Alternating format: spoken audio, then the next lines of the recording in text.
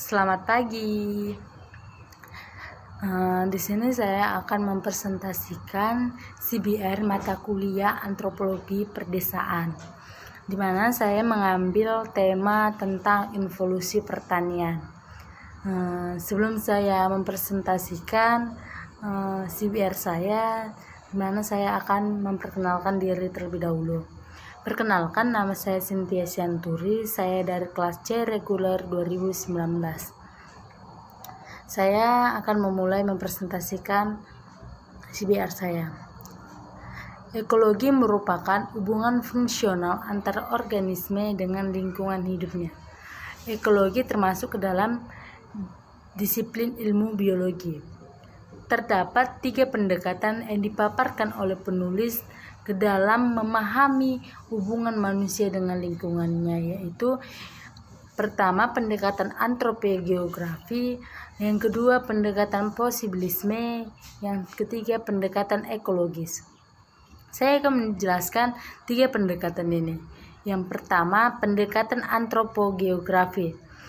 Pendekatan antropogeografi memandang berdasarkan penyelidikan mengenai berapa jauh dan bagaimana cara-cara kebudayaan manusia dibentuk oleh kondisi lingkungan. Yang kedua, pendekatan posibilisme. Pendekatan posibilisme memandang bahwa lingkungan tidak dipandang sebagai sebab, melainkan semata-mata sebagai pembatasan atau penyeleksi. Yang terakhir, pendekatan ekologis. Pendekatan ekologis berusaha mencapai spesifikasi yang lebih tepat mengenai hubungan antar kegiatan manusia, transaksi biologis, dan proses alam tertentu, yaitu ekosistem. Perspektif yang lebih dekat dengan ekologi yaitu ekologi budaya dari menurut Stewart, yang membedakan perspektif Julian Stewart dengan pendekatan lainnya, yaitu dalam kecocokan menerapkan konsep dan asas ekologi itu pada aspek-aspek tertentu dari kehidupan sosial dan kebudayaan manusia. Aspek-aspek tertentu disebut sebagai inti kebudayaan yang meliputi pola-pola sosial, politik, dan agama.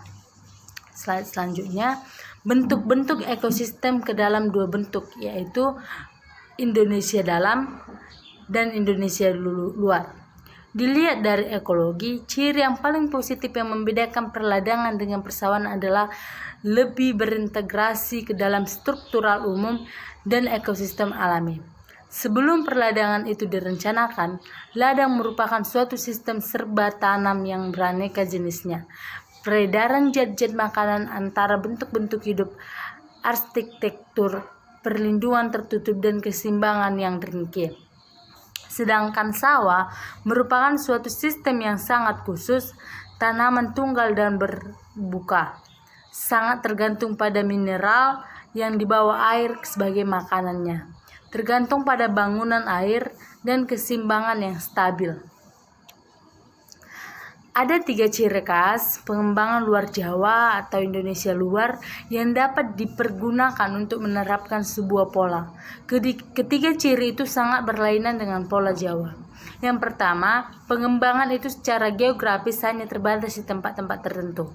Yang kedua fokus pengembangan itu tidak lagi ditujukan pada rempah-rempah, manis-manisan, dan bahan perangsang. Yang terakhir, kaum petani memainkan peran yang relatif lebih besar dalam ekonomi ekspor di seluruh ekspor luar Jawa. Selanjutnya, dilihat dari sudut pandang ekologis, dalam banyak hal tembakau adalah jembatan sangat ideal antara sawah di Jawa atau Indonesia dalam dengan Indonesia luar di Sumatera dan di beberapa tempat di luar Jawa lainnya. Tembakau ini berintegrasi ke dalam kerangka serba tanaman, sistem ladang, di sektor perkebunan, itu demikian juga di daerah kerajaan Jawa atau Yogyakarta dan Sumatera. Suatu sistem sewa yang bergiliran yang telah dilukiskan di depan untuk perkebunan tebu dan tanah dan tenaga kerja berselang-seling setiap tahun untuk penanaman tembakau di bawah pimpinan orang-orang Eropa. Kalau dilihat sepintas lalu, hubungan antara tembakau ladang dengan padi ladang itu kelihatannya juga memiliki hubungan yang simbiotis. Dan Pager memang mempergunakan kalimat itu untuk menerangkannya. Di Jawa, perkebunan gula dan desa padi memiliki hubungan yang komplementer atau saling mengisi, karena kedua sistem itu saling menyesuaikan.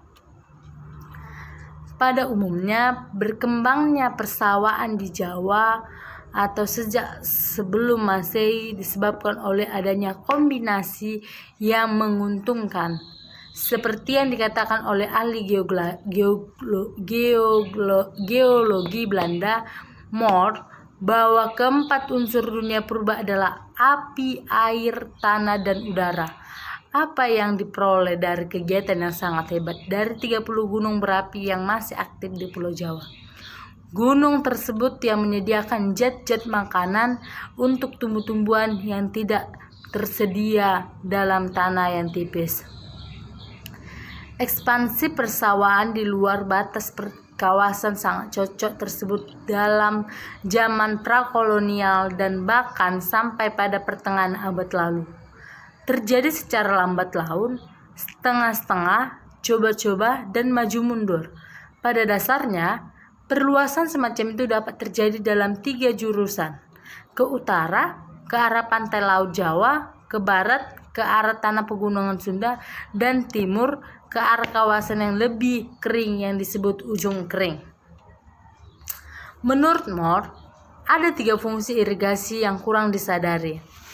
Yang pertama, fungsi pengairan, fungsi pengontrolan, fungsi pemupukan. Fungsi perairan yaitu menyediakan air untuk lahan yang kering.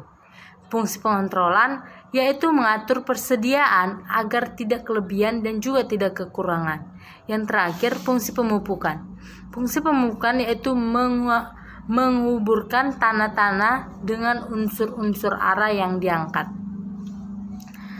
Yang terakhir, untuk menanam modal dalam ekonomi pertanian tampaknya menyangkut 3 hal, yaitu yang pertama, ada satu kemajuan teknis yang penting dalam pertanian Jepang yang belum sepenuhnya diterapkan di Jawa, yaitu pemupukan dan pemilihan bibit unggul. Yang kedua, ada revolusi pertanian dari perladangan ke pengusahaan kebun-kebun perladangan di berbagai tempat di Indonesia luar. Yang terakhir, ada sektor on-renaming yang lama, yang sekarang kebanyakan di bawah manajemen negara. Sekian hasil presentasi CBR mata kuliah Antropologi Perdesaan saya. Saya ucapkan terima kasih. Mohon maaf apabila ada kata-kata yang salah. Sekian dan terima kasih.